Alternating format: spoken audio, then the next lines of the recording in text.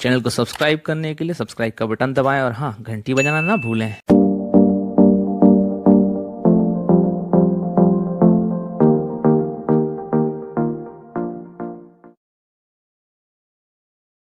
सभी का स्वागत है हमारे चैनल बुंदेलखंडी अड्डा पर। और आज मिलवाते हैं सागर शहर की जानी मानी शख्सियत जिनका नाम सागर तक सीमित नहीं रह गया है।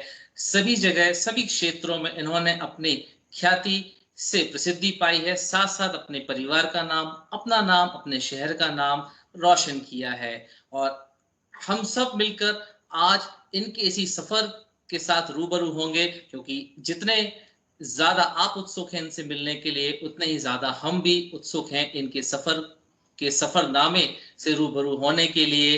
इसकी वजह से आज ये सिर्फ एक नाम वृंदा प्रधान नहीं रह गई हैं। इनकी शख्सियत कहीं ना कहीं हमें इस बात के लिए प्रेरित करती है कि कहीं ना कहीं शौक भी आपकी सफलता की नई कुंजी बन सकते हैं और शौक आपको शोहरत की बुलंदियों तक पहुंचा सकते हैं। तो आइए आप सबको रूबरू कराते हैं एक अजीम शख्सियत श्रीमती वृंदा प्रधान अजमेरा जी से। तो बहुत बहुत स्वागत है वृंदा जी हमारे चैनल बुंदेलखंडी अड्डा पर। जी बहुत धन्यवाद। नमस्कार संयोग जी, बहुत धन्यवाद, आभार आपका कि आपने मुझे अपने चैनल पर बुलाया और आज आप सबसे बात करने का मुझे मौका मिल रहा है। जी मैम, आपका परिचय शायद मैं उतना बेहतर नहीं दे पाया, क्योंकि कहीं ना कहीं शब्द कम पड़ जाते हैं जब किसी की जिंदगी में इतने सारे सफलता के सितारे जुड़ जाते हैं। तो प्लीज हमारे दर्शकों को जरूर आइए कि आप वर्तमान में क्या हैं और यहाँ तक पहुंचने में किन सीढ़ियों को आपने तय किया है, जिन सफलता की बुलंदियों पर आज आप बैठी हुई हैं, वहां तक का सफर कैसा रहा? संयोग जी, ऐसा तो मुझे नहीं लगता कि ऐसा कुछ बहुत कुछ मैंने अपनी जिंदगी में हासिल किया है। बस थोड़ा बहुत कुछ कर पा रही हूँ और अभी जो भी मैं कर रही हूँ उसमें कहीं ना कहीं आप सबकी ब्लेसिंग्स हैं, समाज की का सहयोग रहा, परिवार का सहयोग रहा। जो भी थोड़ा बहुत मैं कुछ कर पा रही हूँ, ऐसा मुझे नहीं लगता कि अपने आप को मैं सफल या अपने आप को बहुत स्पेशल कहलाने के लायक अभी मैं बन पाई हूँ। तो मैं वृंदा प्रधान अजमेरा हूँ और मैं एक उद्घोषक के रूप में काम कर रही हूँ। आकाशवाणी भोपाल में हूँ अभी वर्तमान में। पहले सागर आकाशवाणी में जुड़ी रही और कुछ साल मैं सागर आकाशवाणी में रही और अब वर्तमान में भोपाल आकाशवाणी में मैं प्रोग्राम कॉम्पियर हूँ। इसके साथ ही दूरदर्शन मध्य प्रदेश में मैं भी एंकर हूँ और उसके साथ ही बहुत सारे जो कार्यक्रम हैं उसमें उद्घोषक की भूमिका मैं निभाती रहती हूँ। और बस यही मेरा परिचय है। मतलब यदि आप बोलें कि आप क्या अभी वर्तमान में आप क्या कर रही हैं, तो मैं यही कहूंगी कि एक एंकर, एक उद्घोषक की जो जिम्मेदारी होती है, एक सूत्रधार की जो भूमिका होती है, उसको निभाने की मैं एक कोशिश कर रही हूँ। जी मैम, शायद कहीं ना कहीं ये मेरी गलती है जो शायद मैं, क्योंकि सिर्फ एक वर्तमान के बारे में पूछकर मैंने शायद एक गलती करी है। मैं बहुत सारे सवाल शायद कुछ ज्यादा एक्साइटेड हूँ, इस वजह से एक साथ कर गया। क्यों ना हम शुरुआत करें एक एक पड़ाव को जरा करीब से देखने की, जिंदगी आपकी जिंदगी के जो आपने जिए और उन पड़ाव को पार करते करते आज आप इस वर्तमान, जैसे आपने बड़े ही सिंपल से दो शब्दों में कह दिया कि सिर्फ एक उद्घोषक की भूमिका आप निभा रही हैं इस समय। आज वर्तमान को अगर हम देखें तो आप सिर्फ एक चेहरा नहीं रह गई हैं, आप एक आवाज हैं जो कहीं ना कहीं लोगों के कानों में शब्दों की मदद से पहुंचती है और उन्हें उस जगह पर, उस कार्यक्रम से, उस घटना से, उस घटनाक्रम से जुड़ने पर मजबूर कर देती है। तो आज आप एक जगह पर बैठकर किसी घटनाक्रम को लोगों के सामने पेश करना शुरू करती हैं और लोग अलग अलग जगहों पर अपने घरों में बैठकर जब आपकी आवाज से उस घटनाक्रम से जुड़ते हैं, तो कैसा लगता है आपको? सहयोग जी, महत्वपूर्ण बात आपने कही और इस प्रश्न का मैं उत्तर देना चाहूंगी। मुझे अच्छा लग रहा है आपसे अपने आपके माध्यम से अपने दर्शकों से जुड़कर, श्रोताओं से जुड़कर। और मैं बता दूं कि एक उद्घोषक की जो भूमिका होती है वो वाकई कहीं ना कहीं महत्वपूर्ण तो हो ही जाती है, क्योंकि वो सभी की आवाज बन के आपके सामने आता है। एक कार्यक्रम को सही दिशा निर्देश देने का काम एक उद्घोषक का होता है। तो कहीं ना कहीं एक बहुत महत्वपूर्ण सी जिम्मेदारी होती है और कहते भी हैं कि कार्यक्रम को सफल बनाने के लिए एक उद्घोषक का, एक सूत्रधार का सबसे इम्पोर्टेंट रोल होता है। तो लोगों की अपेक्षाएं भी आपसे बहुत ज्यादा जुड़ जाती हैं, और आप का चेहरा, उससे लोगों को कोई मतलब नहीं होता, आपके नाम से लोगों को मतलब नहीं होता। उद्घोषक की आवाज ही उसकी पहचान होती है, उसके उद्घोषक की जो शैली है, जो आवाज है, वही लोगों तक पहुंचती है। और क्योंकि रेडियो में तो हम लोगों के साथ यही होता है कि लोग सिर्फ आवाज से हमें सुनते हैं, हमें पहचान पाते हैं। दूरदर्शन में चेहरा हमारा सामने होता है, और कुछ लाइव प्रोग्राम जो होते हैं, जिनमें कुछ तो प्रोग्राम्स ऐसे होते हैं जिसमें हम दर्शक हमें देख पाते हैं, और बहुत से प्रोग्राम्स तो ऐसे होते हैं कि सिर्फ और सिर्फ बैकग्राउंड में एक वॉइस ओवर आर्टिस्ट के रूप में हमारी आवाज आती है। तो हमें मेहनत बहुत करनी होती है आवाज को लेकर। आवाज को लेकर बहुत सतर्क भी रहना होता है कि कहीं किसी भी तरह की गलती हमसे ना हो जाए। और मुझे व्यक्तिगत तौर पर ऐसा लगता है कि आपका जो व्यक्तित्व है, वो आपकी प्रस्तुति में उभर के सामने आता है। आप क्या हैं, कौन हैं, कैसे होंगे आप, एक जो छवि आपकी बनती है, वो कहीं ना कहीं आपकी, क्योंकि आपका कोई एक मैं जैसे कि मैंने बताया कि रेडियो में या बहुत सारे ऐसे प्रोग्राम्स होते हैं जिसमें हम बैकग्राउंड में होते हैं, सिर्फ हमारी आवाज दर्शकों तक पहुंचती है। तो हमारी व्यक्तित्व का आकलन, हमारी पर्सनैलिटी का आकलन वो हमारी आवाज से ही करता है। तो इस वजह से अपनी आवाज को लेके हमें सतर्क रहना होता है। शब्दों का चयन को लेकर भी हमें बहुत ज्यादा सतर्क रहना होता है, आगाह रहना होता है कि किसी भी तरह की गलती हमसे ना हो। लोगों की जो अपेक्षाएं हैं, लोगों की जो आकांक्षाएं हैं, उसको हम फुलफिल कर सकें और खरा उतर सकें, जिस तरह से लोग हमसे उम्मीदें करते हैं। जी, कहीं न कहीं अगर एक लाइन में कहूँ तो रेडियो उद्घोषक के लिए एक कह सकते हैं कि मेरी आवाज़ ही मेरी पहचान है, जी क्योंकि बिल्कुल। लोग आपको आपकी आवाज़ से ही पहचानते हैं। और बिल्कुल, हमारा किरदार क्या है वो हमारी आवाज ही निश्चित करती है। हमारी शक्ल तो सामने होती ही नहीं, हमारा फेस लोग नहीं देख पाते हैं। तो वो हम क्या होंगे, वो एक रूप हमारा जो है वो आवाज के कारण गढ़ लेता है। जो हमारा श्रोता होता है, जो हमारे जी, श्रोता संघ के लोग होते हैं, या फिर हम किसी भी कार्यक्रम में भी, जैसे बहुत सारे कार्यक्रम होते हैं, जैसे भारत भवन हो गया, रविंद्र भवन हो गया, या संस्कृति विभाग के जो कार्यक्रम है, ट्राइबल म्यूजियम, या इस तरह के जो प्लेटफॉर्म्स है, मानव संग्रहालय, उसमें भी जो दर्शक हैं वो हमें देख नहीं पाते हैं, हमारी आवाज ही उन तक पहुंचती है। तो हमारी जो संतुलित आवाज होती है, या जो भी हमारा व्यक्तित्व जो भी होता है, तो वो अपनी हमारी आवाज सुन के ही उसका आकलन कर पाते हैं। और एक बहुत महत्वपूर्ण बात जो मैं कहूंगी, मुझे ऐसा लगता है कि आप जितने सरल होते हैं, जितने सहज होते हैं, उतना आप दर्शकों से, उतना आप श्रोताओं से जुड़ पाते हैं, आपकी सरलता और सहजता के कारण। जो आप वास्तविक रूप में हैं, उसी रूप में यदि आप रहते हैं, तो कहीं ना कहीं आप लोगों के दिल तक पहुंच पाते हैं और अपनी एक जगह बना पाते हैं। जी, कहीं न कहीं लोगों के दिल तक अपनी आवाज़ को पहुँचाना ही एक उद्घोषक की सफलता होती है। वृंदा जी, ये तो आज आपका वर्तमान है कि आप आज एक उद्घोषक हैं, या एक आम भाषा में कहें जो लोगों के बीच में काफ़ी पिछले कुछ सालों में पॉपुलर हुआ है शब्द आरजे, रेडियो जॉकी हैं, जो जी प्राइवेट रेडियो चैनल्स की एक कॉमन टर्मिनोलॉजी बन चुका है। लेकिन जी। यहाँ पहुँचना एक अलग कह सकते हैं तरीका था, या रास्ता था, या एक सफलता मिली। अगर मैं आपके एजुकेशनल बैकग्राउंड की तरफ नजर डालता हूं, तो अपनी जो एजुकेशन है वो फार्मास्यूटिकल फील्ड में की हुई है। ग्रेजुएशन भी आपने फार्मेसी में की हुई है, इसके अलावा आपने अपना पीजी भी फार्मेसी में किया, कुछ वर्षों तक आपने अध्यापन कार्य भी किया। तो जी बिल्कुल। कहीं ना कहीं एक मेडिकल फील्ड से जुड़े हुए शख्सियत का अचानक से एक उद्घोषक के रूप में बन जाना, और मैं थोड़ा सा शायद थोड़ा सा और पीछे जाना चाहूंगा। सपने अचानक से नहीं पलते, ये सपना शायद कि फार्मेसी करना है, ये शायद 10वीं के बाद तय हो गया होगा जब आपने विषय का चयन किया होगा।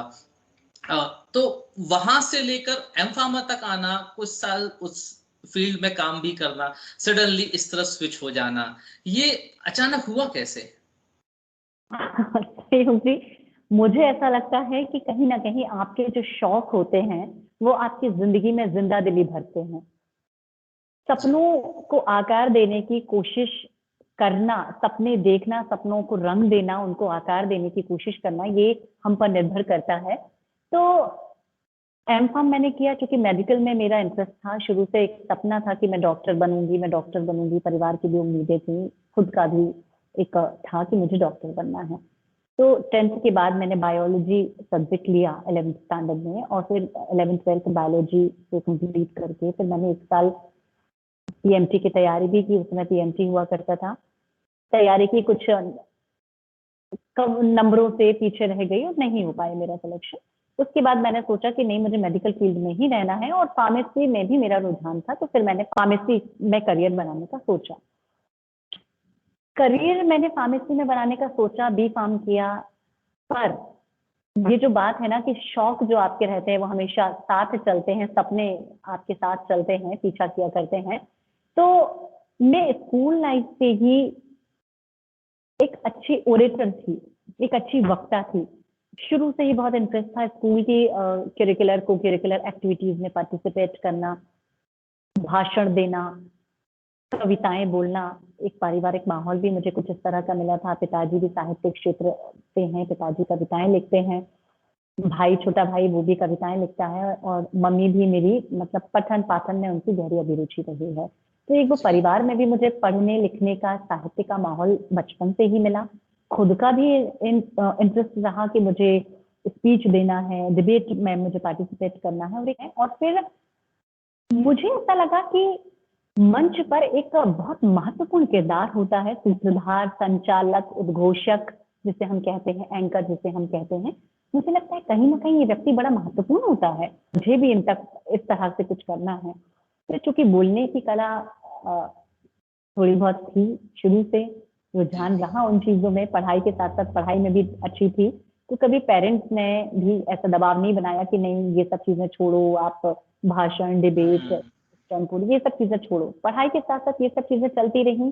परिवार वालों का मार्गदर्शन, सपोर्ट मिलता रहा, स्कूल के टीचर्स का सपोर्ट, मार्गदर्शन मिलता रहा, और ये सब चीजें चली। और फिर जो कि मैंने कहा कि मुझे लगा कि नहीं, ये उद्घोषक कहीं ना कहीं एक बड़ा महत्वपूर्ण व्यक्ति है, क्योंकि सारे लोग इसकी बातें बड़ी ध्यान से सुनते हैं, बड़ी तल्लीनता से सुनते हैं। तो मुझे भी ऐसा कुछ करना है, क्यों ना। मैंने इसलिए इस सवाल को पूछ रहा था क्योंकि कहीं ना कहीं जैसे आज आप जो हैं वो आज आपका वर्तमान है, परिपक्व अवस्था में है, उम्र का एक अदद दौर आपने जी लिया है, बहुत बार असफलता के बाद सफलता का स्वाद चखा, कई गलतियों से सीख कर आप इस परिपक्व स्थिति में पहुंच पाई हैं कि आप अपनी बात रख पा रही हैं। कई बच्चे होते हैं जो शायद इस प्रोग्राम को आज सुन रहे होंगे, जो 15-16 साल की उम्र में होते हैं। बहुत ही ज्यादा कंफ्यूजिंग स्टेज होती है मैम, उस समय कहीं पर भी वो समझ नहीं पाते हैं कि जाना इस तरफ है कि मैंने जाना उस तरफ है। तो कभी आप भी उस स्थिति में रही होंगी, लेकिन उस दौरान कहीं ना कहीं आपकी पढ़ाई के साथ साथ, जैसा आपने कहा कि आप पढ़ाई में अच्छे थे, आपने पढ़ाई को भी इंपॉर्टेंस दिया, पहले अपनी प्रायोरिटीज को पूरा किया, लेकिन साथ साथ अपने शौक को भी जिंदा रखा। तो उनके लिए बहुत ज्यादा इंपॉर्टेंट हो जाता है समझना कि वो कैसे इन दोनों के बीच बैलेंस स्थापित करें, जो कि कभी आपने भी स्थापित किया हो, क्योंकि उस उम्र में नहीं समझ पाते हैं कि क्या जरूरी है, लेकिन कैसे जरूरी उस चीज को बनाना है। शायद आज आपकी बातचीत से वो समझ पाए इस चीज को। मुझे ऐसा लगता है कि हम क्या करना चाहते हैं जिंदगी में, कहीं ना कहीं वो हमारे जहन में चल रहा होता है कि हमें बड़े बड़े होकर आगे जाकर भविष्य में इस चीज में अपना करियर तय करना है। तो वो चीजें चल रही होती हैं, और सपने देखने का हक सबको होता है, और सपने देखना चाहिए, क्योंकि जब तक सपने नहीं देखेंगे, उनका पीछा नहीं करेंगे, तो अपने देश में हम कैसे सफल होंगे। पर पढ़ाई के साथ साथ आप, मुझे लगता है कि सभी को एक अपनी जो अपने अंदर का जो हिडन टैलेंट है उसको भी समझना चाहिए, और उसके साथ साथ उस कला को भी आगे निखारने की कोशिश करना चाहिए। आपके साहित्य में रुचि है, आप साहित्य में पढ़ने, जिस कला में, जिस विधा में आपका इंटरेस्ट है, उसको आप साथ पकड़कर चलें। क्योंकि यदि आपको पढ़ाई के क्षेत्र में सफलता किसी कारण से नहीं मिल पाती है, या आप पढ़ाई के क्षेत्र में अपना करियर उसमें नहीं बना पाते हैं, तो आपका जो शौक है उसको भी आप करियर की तरह चुन सकते हैं, जैसा कि बाद में मेरे साथ हुआ। फार्मेसी में फार्मेसी प्रोफेशन में आने के बाद मैंने एम फार्म किया। एम फार्म में भी कॉलेज की टॉपर रही, और बहुत अच्छे से मेरा एम फार्म कंप्लीट हुआ। बी फार्म मतलब पढ़ाई में हमेशा अच्छी ही स्टूडेंट रही, पर उसके साथ साथ ये, चूंकि मेरा ये शौक था, ये रुचि थी, जिसका मैंने पीछा नहीं छोड़ा, उनको साथ में लेकर चलती रही हमेशा। तो करियर में तो मैंने कॉलेज में असिस्टेंट प्रोफेसर रही, फार्मेसी कॉलेज में 5-6 साल मैंने टीचिंग जॉब किया। फिर उसके बाद हुई कुछ ऐसी परिस्थितियां निर्मित हुई कि शादी के बाद बेबी और बहुत सारी चीजें ऐसी होती कि उसके बाद लगता है कि नहीं, अब वो चीज छोड़ो, अब नहीं हो पा रहा है, कि कुछ समय के लिए उसको हमको विराम देना है। पर उस चीज को तो मुझे विराम देना पड़ा। अपने एकेडमिक को, जो मैं प्रोफेशन में थी, जो अपना फार्मेसी प्रोफेशन में अपना करियर कंटिन्यू कर रही थी, उस चीज को छोड़ा। पर एक जो चीज जिसने मेरा कभी पीछा नहीं छोड़ा, वो थी मेरी रुचियां, मेरा इंटरेस्ट, जो बचपन से लेके आज तक मेरे साथ चल रही है। उसका दामन मैंने कभी नहीं छोड़ा। और यूं कहूंगी कि उसको मैंने मैं वही आप आपसे भी कहना चाहूंगी कि यदि आप में कुछ एक्स्ट्रा टैलेंट है, आप अच्छा गाते हैं, आप अच्छा नृत्य करते हैं, आपका म्यूजिक में आप इंटरेस्ट है, आप कोई म्यूजिक इंस्ट्रूमेंट प्ले करना जानते हैं, आप अच्छा स्पीच देते हैं, किसी भी तरह के आपने अच्छा उद्घोषक के क्षेत्र में यदि आपका इंटरेस्ट है, तो उस चीज को भी एज अ करियर आप अपना सकते हैं।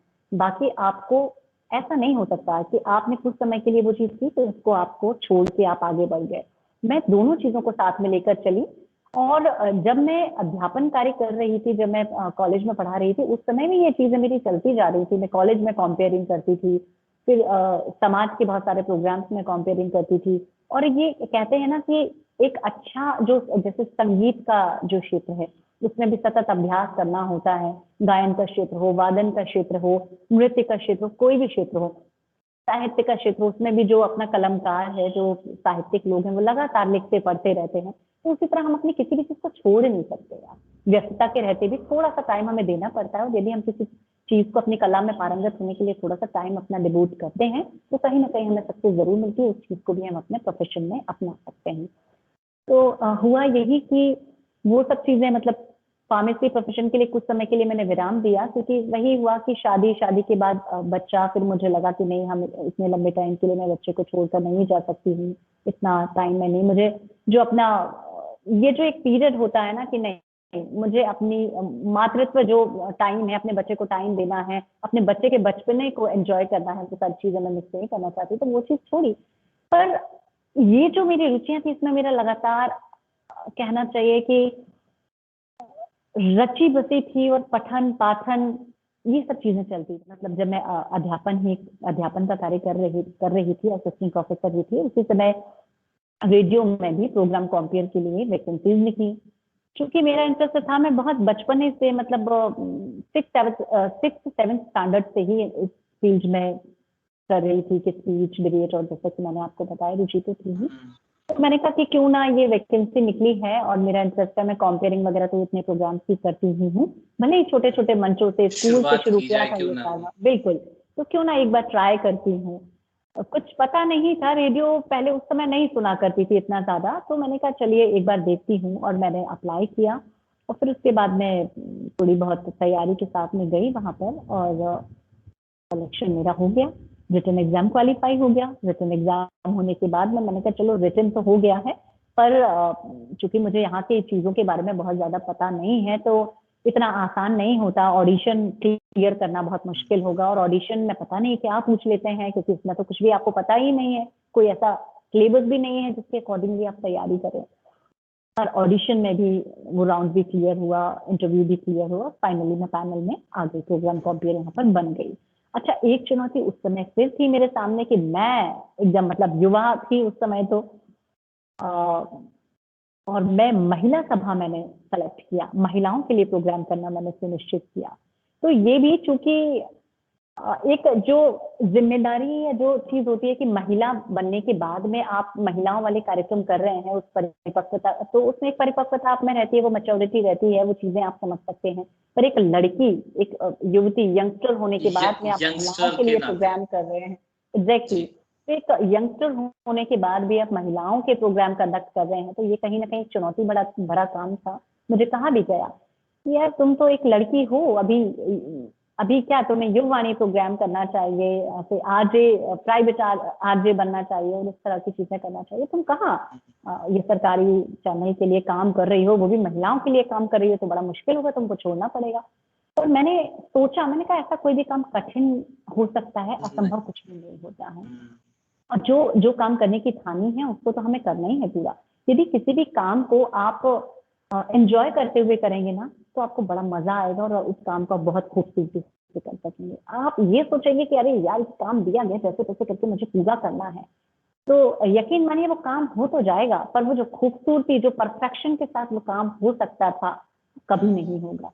यानी किसी भी काम को आप इंटरेस्ट के साथ में पूरे पूरे जुनून के साथ, पूरे उत्साह के साथ, पूरी ऊर्जा के साथ यदि आप कर रहे हैं, एंजॉय कर रहे हैं, तो उस काम में आपको सफलता ज़रूर मिलती है। और बड़ा अच्छे से मैंने वहाँ सागर आकाशवाणी में भी प्रोग्राम कोऑर्डिनेटर का जो दायित्व था उसको निभाया, और कहीं न कहीं मुझे पहचान मिली। तो कई सारे प्रोग्राम से मुझे ऑफ़र आने लगे, कई सारे ऐसे कार्यक्रम थे जिसकी फिर घोषणा करने के लिए मुझे बुलाया जाने लगा। तो इस तरह से मुझे ऐसा लगता है कि आपके अंदर, युवाओं के अंदर यदि कोई आपका इंटरेस्ट है, कोई आपकी हॉबी है, तो उसको भी आप कंटिन्यू ज़रूर करें पढ़ाई के साथ-साथ, और उसमें भी आप भविष्य में अपना करियर बना सकते हैं और बेहतर कर सकते हैं। मैम बिल्कुल। और मैं कहीं न कहीं आपकी जो लाइफ या जो जर्नी है अभी तक की, वो एक कंप्लीट पैकेज है, और मैं यूं ही इसे मिस नहीं करना चाहूँगा।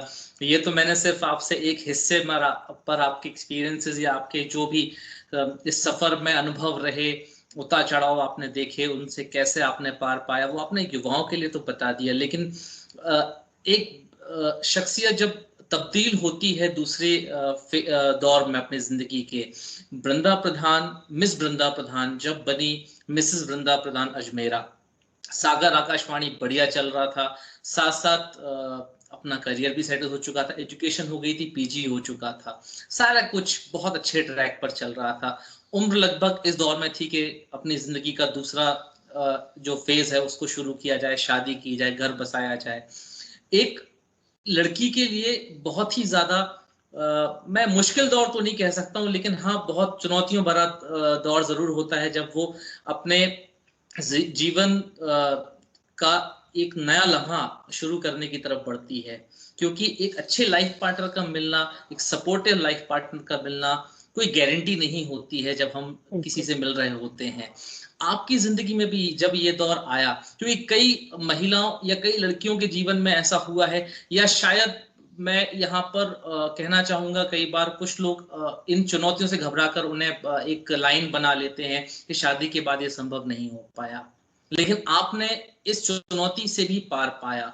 तो जब मिस वृंदा प्रधान मिसेस वृंदा प्रधान अजमेरा बनी, उसके बाद अपने शौक को कंटिन्यू करना, जो कि प्रोफेशन बन चुका था तब तक सागर आकाशवाणी में, क्योंकि अब आप झीलों के की नगरी भोपाल में है, आपका जो घर है, निवास है वर्तमान में, वो भोपाल में है शायद, अगर मैं गलत नहीं हूं तो कैसे मिस वृंदा प्रधान को मिसेस वृंदा प्रधान अजमेरा बनने के बाद भी उद्घोषक वृंदा प्रधान की शख्सियत को खत्म नहीं होने दिया आपने?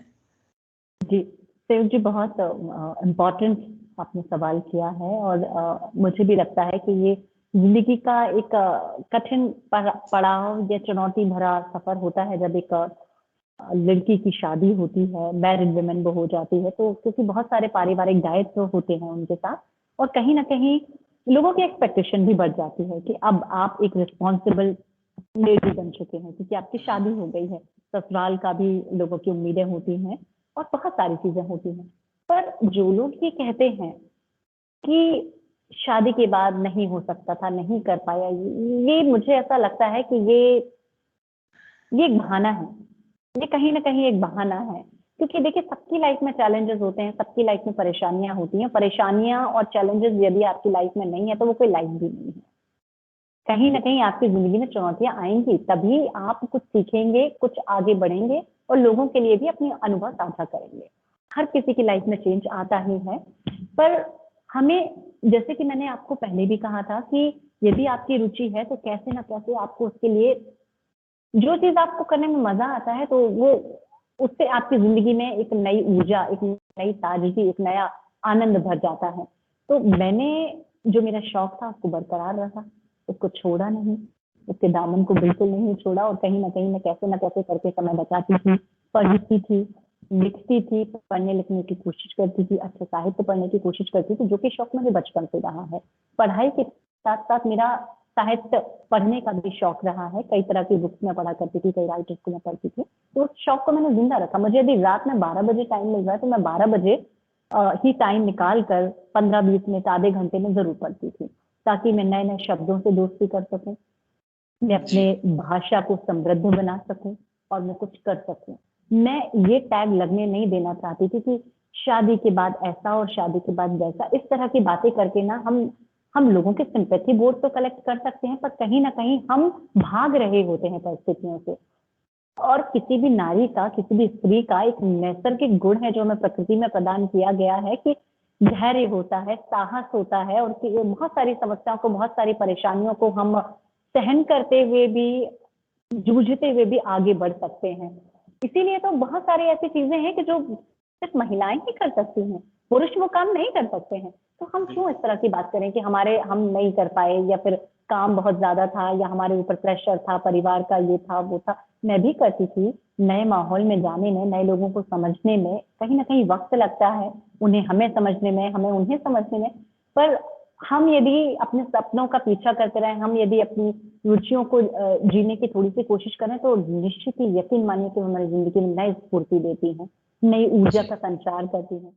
आपने कहा ना, समझने और समझाने का एक नया दौर शुरू होता है। कभी बिल्कुल। शुरुआत में आप उन्हें भी समझना शुरू करते हैं, वो आपको।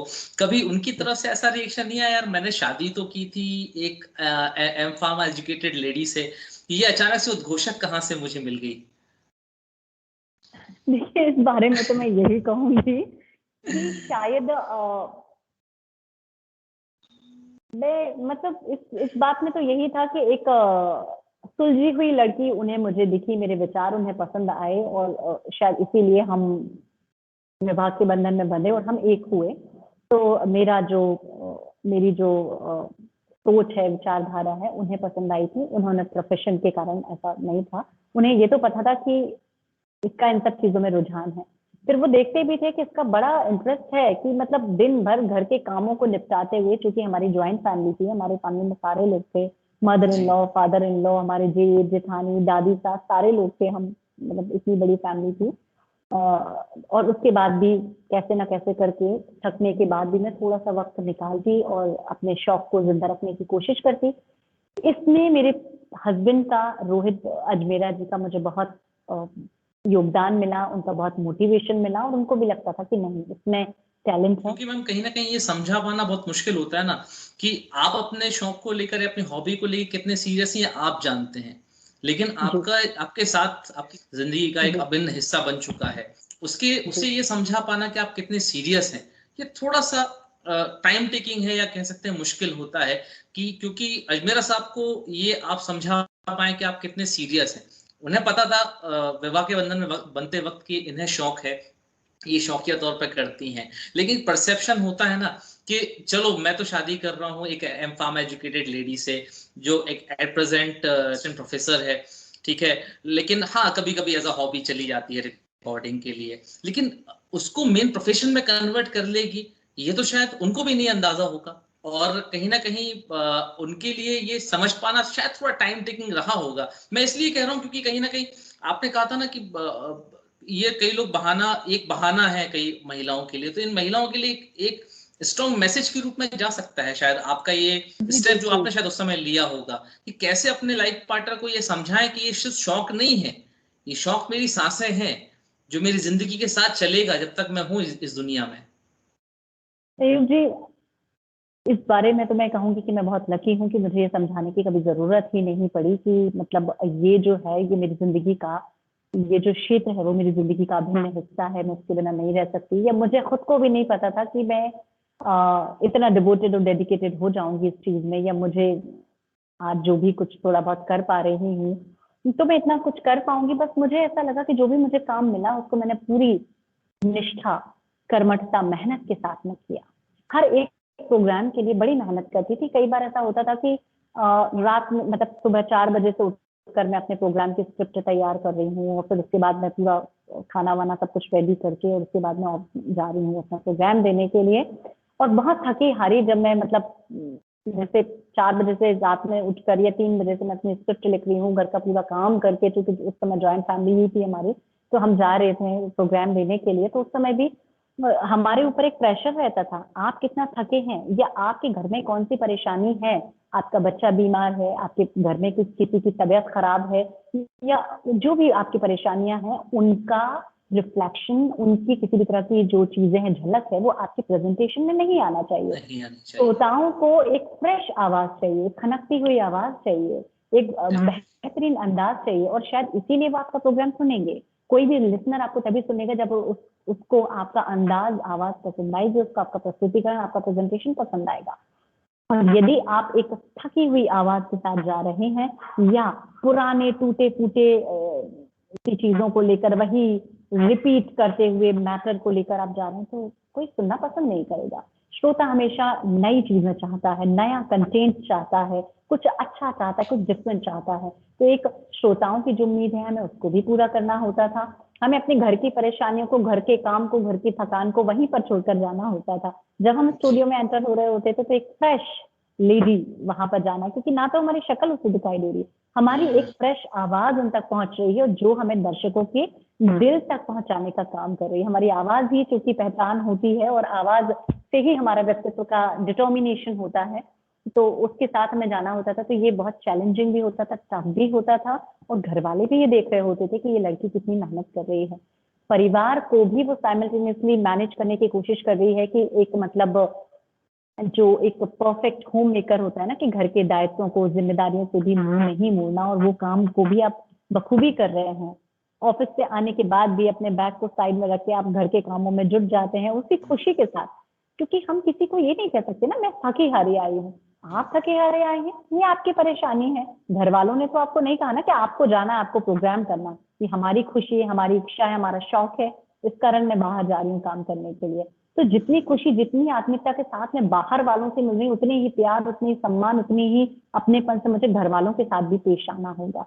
क्योंकि हम अपने घर को अफेक्टेड करके, घर वालों को कॉम्प्रोमाइज करवा कर, एडजस्ट करवा के हम कोई भी काम करेंगे तो मुझे नहीं लगता कि मुझे कि किसी भी लेडी को सेल्फ सेटिस्फेक्शन होगा। ऐसा लगता है हमारे घर वाले भी खुश होंगे तो ही हमें बाहर के काम करने में खुशी महसूस होगी। तो दोनों में तालमेल बिठाकर काम करने की कोशिश करी। किसी से कोई शिकायत नहीं की कि मुझे 3 बजे उठना पड़ता है या मैं रात में 2-2 बजे तक जाकर स्क्रिप्ट लिखती हूँ, मुझे ये काम हो जाता है, मैं वहां से थकी आती हूँ। या और ऑफिस में भी या आपका जो वर्क प्लेस रहता है वहां भी कई सारे डिस्टर्बिंग एलिमेंट्स होते थे, पर वहां का रिफ्लेक्शन और वर्क प्लेस का रिफ्लेक्शन हम घर में नहीं ला सकते ना, कि हमको ऐसा हो गया या मुझे ऐसी परेशानी हुई या इन्होंने ऐसा बोला, उन्होंने वैसा किया। घर की चीजों को घर में रखना, बाहर की चीजों को बाहर रखना, और जब हम स्टूडियो में, जब हम प्रोग्राम प्रेजेंट कर रहे हैं, उसी फ्रेशनेस के साथ, उसी ताजगी के साथ हमें प्रेजेंट करना है प्रोग्राम को, ताकि ऑडियंस हमसे जुड़ सके। जी तो हर मैम। किरदार के साथ आपको न्याय करना होता है, और जब आप किसी भी काम को पूरी ईमानदारी, निष्ठा के साथ करते हो तो घर वाले भी आपका सपोर्ट करते हैं और बाहर भी आपका काम बोलता है और आपको सफलता मिलती है। और जी। कहीं ना कहीं ये खुशी आपकी आवाज में और आपके चेहरे में भी दिख रही है, क्योंकि कहीं ना कहीं आप अपने वर्क प्लेस और अपने घर के बीच में बैलेंस बिठा के चल रही हैं। कहीं ना कहीं आपका वर्क प्लेस भी आपकी इस मेहनत का गवाह है, जो सफलताएं आप अर्जित कर रही हैं। साथ साथ घर में बरसती हुई खुशियां भी आपकी मेहनत को दर्शा रही हैं, और आपके चेहरे पर खिलती हुई मुस्कान भी उस संतुष्टि के भाव को प्रदर्शित कर रही है। मैम, आज सब कुछ है आपके पास, एक बढ़िया घर है, परिवार है, प्यार करने वाले पति हैं, प्यारा सा बेटा है, और जिंदगी में सफलता शायद इतनी ज्यादा आ चुकी है जिसको मैं शायद उंगलियों पर गिनना, मेरे लिए मेरी उंगलियां कम पड़ जाएं जिस जगह तक आज आप पहुंची हैं। लेकिन शायद आपके चेहरे पर मुझे आज आपसे बातचीत करने के दौरान लगता है कि जो भूख है वो अभी भी कम नहीं हुई है, अभी और आगे जाने की कोशिशें हैं। हाल ही में आपको काफी जगहों पर सम्मान भी प्राप्त हुआ, सम्मानित भी किया गया। महामहिम राष्ट्रपति जब मध्य प्रदेश पधारे, उनके कार्यक्रम में उद्घोषक की भूमिका निभाने का सौभाग्य आपको प्राप्त हुआ। कैसा लगा, कैसे रहे अनुभव आपके महामहिम के साथ? जी, निश्चित ही मेरी जिंदगी में एक बहुत ही गौरवशाली क्षण थे वो, बहुत ही गौरवशाली पल थे। मुझे बहुत खुशी हो रही थी कि अपनी जिंदगी में ऐसे अनुभव मुझे मिलेंगे। और इससे सबसे ज्यादा महत्वपूर्ण बात यहाँ पर ये हो जाती है कि जब इतना महत्वपूर्ण दायित्व आपको सौंपा जाता है, लोगों की इतनी सारी उम्मीदें होती हैं, तो उस समय फिर आपकी जिम्मेदारी बहुत ज्यादा बढ़ जाती है। क्योंकि तो खुशी भी थी, गर्व भी महसूस हो रहा था, और एक डर भी था कि कहीं कुछ गलतियां ना हो बैठे। इतने सारे लोगों की उम्मीदें हैं मुझसे, पूरे मध्य प्रदेश का नेतृत्व मैं कर रही हूँ, पूरी मातृशक्ति को रिप्रेजेंट कर रही हूँ, पूरे मध्य प्रदेश की जो एंकर्स हैं उनकी तरफ से मैं जा रही हूँ। तो बहुत बड़ी जिम्मेदारी है, बहुत बड़ा ये काम है, कुछ गलती ना हो। खुशी के साथ साथ डर भी था, एक सजगता भी थी, और ये था कि नहीं, मुझे अपने मध्य प्रदेश का नाम रोशन करना है और जो मुझे कार्य दिया गया है, जिनने मुझ पर विश्वास किया है, उनके विश्वास का सम्मान मुझे बरकरार रखना है।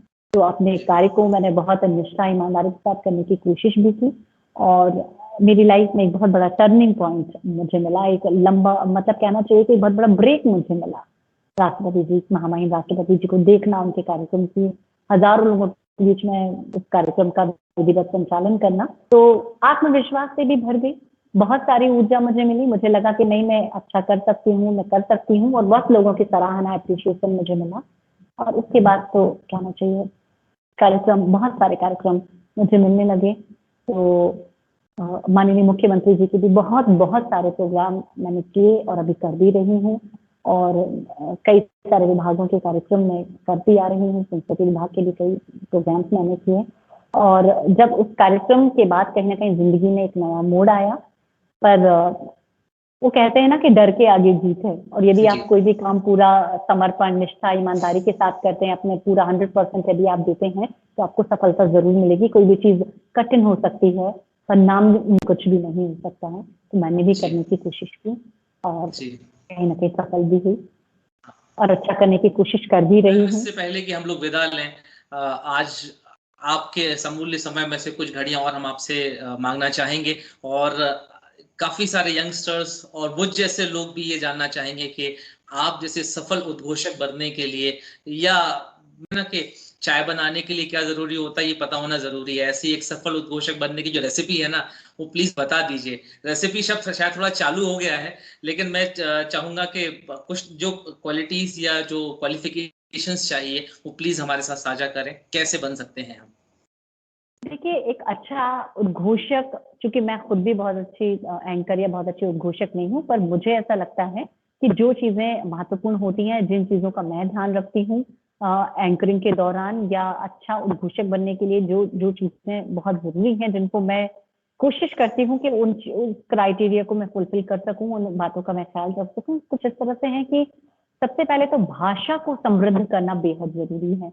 यदि भाषा से आपकी दोस्ती नहीं है, तो मुझे नहीं लगता कि आप एक अच्छे एंकर, एक अच्छे सूत्रधार बन सकते हैं।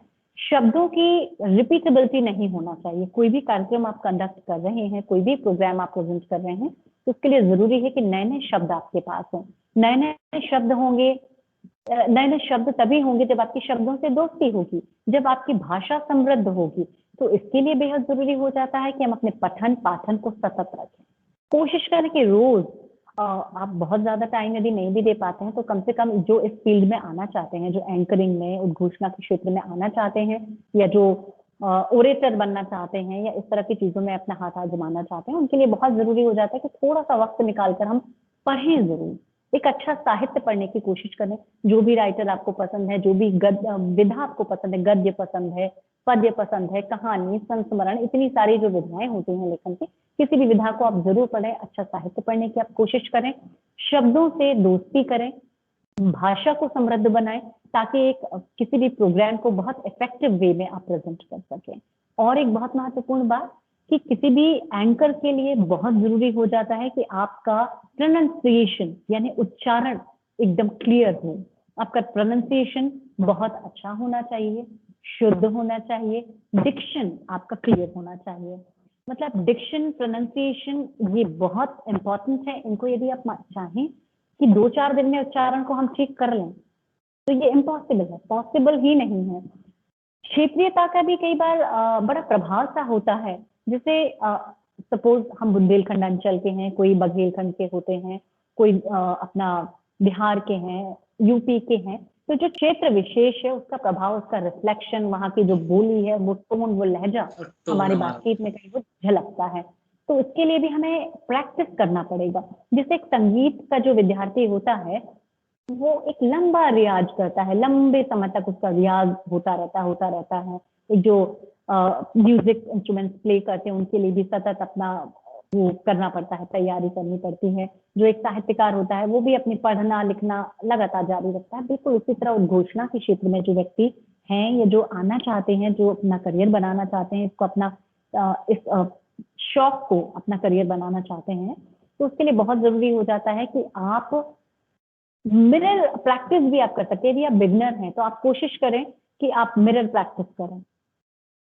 उससे आपका कॉन्फिडेंस भी डेवलप होता है। कहीं ना कहीं आपको आपकी भाव भंगिमाएं भी समझ में आती हैं कि आपके फेशियल एक्सप्रेशन किस तरह के हैं, आपकी भाव भंगिमाएं किस तरह की हैं, आप बोलते समय कैसे नजर आ रहे हैं। यदि आपकी शक्ल दिखाई देती है, कुछ ऐसे प्लेटफॉर्म्स होते हैं जिसमें आपको लाइव प्रेजेंटेशन देना होता है, लाइव प्रोग्राम्स आपके होते हैं जिसमें आप दिखाई दे रहे हैं, तो उस समय आपके फेशियल एक्सप्रेशन किस तरह के आ रहे हैं वो भी आपको मिरर प्रैक्टिस के दौरान दिखाई दे जाते हैं। इसके साथ ही जैसे कि मैंने बार बार आपको बोला कि पढ़ना बहुत जरूरी है। फिर आप अपनी बातों को रिकॉर्ड भी कर सकते हैं। बातों को आप रिकॉर्ड करेंगे तो उससे आपको ये समझ में आएगा, यदि आप इस क्षेत्र में अपनी शुरुआत कर रहे हैं या नए हैं, तो उससे आपको ये समझ में आएगा कि कहाँ किस सेंटेंस के बाद में पॉज की जरूरत थी, कहाँ अल्पविराम, कहाँ पूर्णविराम, कहाँ रुकना है, कहाँ अपनी बात को जोर देना है, कहाँ किस तरह से वो करना है। तो आप अपनी चीजों को रिकॉर्ड करके भी बार बार खुद सुन सकते हैं।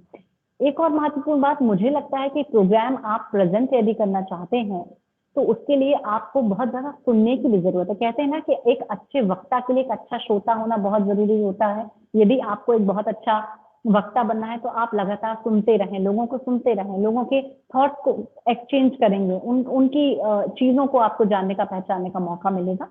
तो एक अच्छे वक्ता के लिए एक अच्छा श्रोता होना बेहद जरूरी है, और एक अच्छे लेखक के लिए अच्छा पाठक होना बहुत जरूरी है। जब तक आप अच्छा पढ़ेंगे नहीं, अच्छे साहित्य से आपकी दोस्ती नहीं होगी, शब्दों से दोस्ती नहीं होगी, भाषा आपकी समृद्ध नहीं होगी, तो आप बोलने में सक्षम नहीं होंगे। तो आप जब 10 पेज पढ़ते हैं, जब आप आधा पेज लिखने का साहस कर सकते हैं, आप अचानक से लिखना शुरू नहीं कर सकते। तो यदि आप चाहते हैं कि एक अच्छे वक्ता आप बने, एक अच्छा एंकर आप बने, एक अच्छे उद्घोषक बने, तो उसके लिए आप में लेखन क्षमता भी होना चाहिए। कोशिश करें लिखने का, पठन पाठन जरूरी है, उसके साथ साथ आप लिखने की भी कोशिश करें।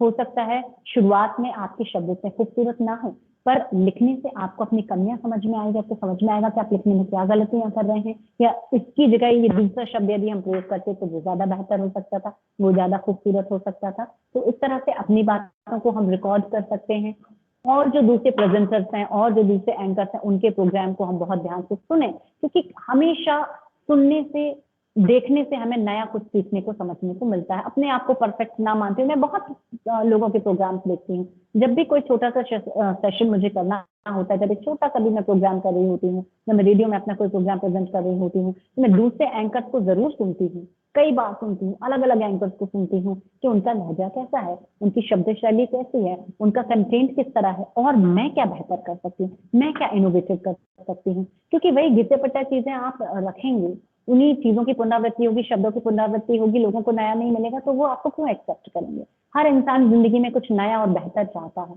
यदि आप बेहतर हैं, यदि आप सक्षम हैं, तभी लोग आपको एक्सेप्ट करेंगे, तभी लोग आपको सुनना चाहेंगे। क्योंकि आप कोई ज्ञानी नहीं है जो आप ज्ञान बांट रहे हैं। हो सकता है कुछ लोग आपकी आवाज के कारण आपको सुन रहे हैं, पर आवाज तो प्रकृति प्रदत्त है, गॉड गिफ्टेड है। आवाज का तो आप कुछ नहीं कर सकते, आवाज तो आप नहीं वो कर सकते, पर शब्द तो अच्छे ला सकते हैं, शब्दों से दोस्ती आप कर सकते हैं। हो सकता है आपकी आवाज इतनी बेहतर नहीं है, पर आपके शब्द इतने खूबसूरत हैं कि आपका लहजा इतना बढ़िया है कि लोगों को वो अपनी ओर आकर्षित करे।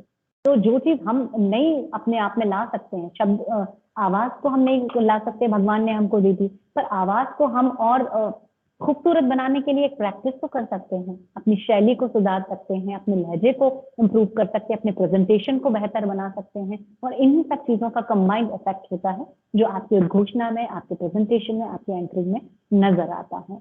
क्योंकि वही मैं फिर कहूंगी कि आप तो शब्दों के जादूगर होते हैं, एक एंकर तो शब्दों का जादूगर होता है जो अपनी शब्दों से जादूगरी दिखा के लोगों को मोहित करता है, सम्मोहित करता है, और उस चीज में हम जितना काम करें तो वो बहुत ज्यादा जरूरी हो जाता है। तो पढ़ना, लिखना, लेखन को अपना सही करना, अपना भाषा को समृद्ध बनाना, नई नई बोलियों को, यदि आप मतलब बोलियों को भी आपको जानने की, सीखने की जरूरत है। यदि आपको दूसरी भाषा, दूसरी बोली आएंगी तो कहीं ना कहीं आप, यदि आप में कुछ अलग है, कुछ डिफरेंट है, तभी आप स्थापित हो सकते हैं। क्योंकि ऐसे तो बहुत सारे लोग होते हैं, पर चूंकि हर क्षेत्र में बहुत ज्यादा प्रतिस्पर्धा हो गई है, आज इस क्षेत्र में भी बहुत सारे एंकर्स हैं, बहुत सारे लोग हैं, पर लोग यदि आपको मौका दे रहे हैं, यदि आपको ज्यादा से ज्यादा प्रोग्राम मिल रहा है, मतलब आप में कुछ ना कुछ तो डिफरेंस है ना। और डिफरेंस का मतलब यही होता है कि आपका काम बोलता है। आप जितना खूबसूरती से अपना काम करेंगे, जितना परफेक्शन के साथ काम करेंगे, उससे ही आपको अपॉर्चुनिटीज मिलती चली जाती है, अपॉर्चुनिटीज मिलती चली जाती है। तो मौका जो मिलता है उसको हमें कभी भी खोना नहीं है। जो भी मौका हमें मिल रहा है उसको हमको ग्रैस्प करके बेहतर से भी बेहतर, यदि आप 100% दे सकते हैं, यदि आप 100% दे सकते हैं तो उसमें 101% देने की कोशिश करें, तभी आपका वो काम करना सार्थक हो सकता है और तभी आप अपने आप को स्थापित कर सकते हैं क्षेत्र में। यही कहना चाहूंगी संयोग। जी मैम, बिल्कुल, कहीं ना कहीं आपकी ये सारी बातें किसी भी यंगस्टर के लिए एक मोटिवेशन का काम कर सकती हैं, एक बूस्टर डोज का काम कर सकती हैं कि अगर आप कुछ बनना चाहते हैं, किसी भी क्षेत्र में अगर आप आगे बढ़ना चाहते हैं, बुलंदियों को छूना चाहते हैं, सफल किरदार निभाना या सफल किरदार बनना चाहते हैं, अभ्यास बहुत जरूरी है। उस क्षेत्र के समुद्र में डुबकियां लगाना जरूरी है। सफलता के लिए कोई शॉर्टकट नहीं होता। आप चाहें कि रातों रात आप फेमस हो जाएं, रातों रात आपको लोग पसंद करने लगे, आप फेमस हो जाएं किसी भी क्षेत्र में, वो इम्पॉसिबल है। उसके लिए आपको सतत प्रयास करना होगा, मेहनत करना होगा, त्याग तपस्या करना होगा और एक लंबा सफर तय करना होगा। तभी जाकर आप बुलंदियों पर पहुंच सकते हैं, तभी जाकर आप सफलता का रसास्वादन कर सकते हैं। आप चाहें कि रातों रात आप स्टार बन जाएं, रातों रात आप फेमस हो जाएं, तो ये चीज बिल्कुल इम्पॉसिबल है। और मैं एक चीज और यहाँ पर कहना चाहूंगी संयोग जी कि कई बार ये होता है कि एक सपोज हमें कोई प्रोग्राम होस्ट करने के लिए दिया है, उस प्रोग्राम में बहुत मेहनत की, लोगों से हमने गाइडेंस लिया और बहुत अच्छे से हमने उस प्रोग्राम को फ्रेम किया, डिजाइन किया, स्क्रिप्टिंग किया, प्रेजेंट कर लिया। बट यदि हम एक प्रोग्राम के लिए तो हम अच्छा प्रेजेंट कर सकते हैं, सिर्फ एक प्रोग्राम के लिए थोड़ी सी मेहनत की, मैटर हमने इधर उधर से जुगाड़ा और लिखा स्क्रिप्ट और एक बढ़िया सा हो गया। पर यदि आप ये चाहते हैं कि कभी भी किसी भी ओकेजन पे वैरायटी ऑफ प्रोग्राम यदि आपको करना है, साहित्य से संबंधित अलग होता है, संस्कृति से संबंधित अलग होता है और अलग अलग विषय वस्तु से संबंधित अलग अलग तरह के प्रोग्राम होते हैं, तो यदि आपको हर तरह के प्रोग्राम में फिट बैठना है, परफेक्शन के साथ आपको करना है, तो उसके लिए आपके पास नॉलेज होना बहुत जरूरी है और नॉलेज के साथ साथ पठन पाठन लगातार करते रहना बहुत जरूरी है। आप रातों रात या शॉर्टकट में सफल नहीं हो सकते, शॉर्टकट नहीं हो सकता सफलता का, लंबा रास्ता, लंबा पानी तय करनी पड़ती है। शॉर्टकट से अगर सफलता आती भी है तो वो शॉर्टकट से निकल भी जाती है। आज हमारे चैनल का और मेरा निजी तौर पर बहुत बड़ा सौभाग्य रहा कि आज आपका समय हमारे चैनल पर हमारे दर्शकों के साथ आपने साझा किया, क्योंकि कहीं ना कहीं ऐसी शख्सियत के साथ रूबरू कराने की हमारी ये जो कोशिश है गपशप ऑन चाय की मदद से, वो सफल होती हुई नजर आती है जब आप जैसी शख्सियत हमारे चैनल पर अपना अमूल्य समय साझा करती हैं और अपने निजी जीवन के अनुभवों से हमें रूबरू कराती हैं। ये सफर बहुत ही खुशनुमा, बहुत ही सफलता से भरा हुआ रहा है और आगे भी इसी प्रकार का रहेगा। आपने चुनौतियों के अंदर भी आने वाले सफलता की नई चाबी तलाशी, हर ताले को उस चाबी से खोला और सफलता के नए द्वार आप खोलती चलेगी। बुलंदियों पर आप पहुंची हैं और भी बुलंदियां आप पाएं, यही हमारी शुभेच्छा है, यही शुभकामनाएं भी। हमारे साथ अपना अमूल्य समय, अपना सफर साझा करने के लिए बहुत बहुत धन्यवाद। उम्मीद करते हैं आप इसी तरीके से अपनी आवाज के साथ अपने दर्शकों के दिल तक पहुंचती रहेंगी और उन्हें अपनी आवाज के जादू से हमेशा मोहित करती रहेंगी। बहुत बहुत धन्यवाद वृंदा प्रधान मैम हमारे साथ जुड़ने के लिए और अपने अनुभवों को हमारे साथ साझा करने के लिए।